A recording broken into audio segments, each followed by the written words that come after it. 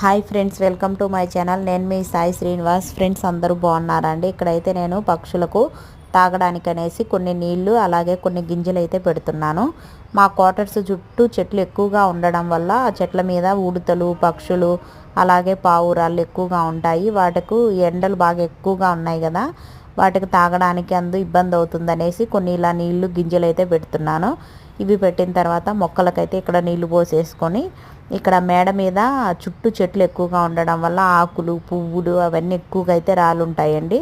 వాటిని అన్నిటినీ ఇలా నీట్గా అయితే ఊడ్చేసుకుంటున్నాను. ఎప్పుడైనా మనకు ఇంట్లో పవర్ పోయినప్పుడు తర్వాత ఈవినింగ్ టైంలో అలా సరదాగా పిల్లల్ని తీసుకొని పైకైతే వెళ్ళి కూర్చుంటుంటాము. పిల్లలు ఆడుకునేటప్పుడు ఈ ఆకులు, పువ్వులు ఇవన్నీ ఎక్కువగా ఉండడం వల్ల వాటిలో చీమలు అవన్నీ ఉండి ఇబ్బంది అవుతుందనేసి ఇలా మొత్తం నీట్గా అయితే ఊడ్చేసుకుంటున్నానండి.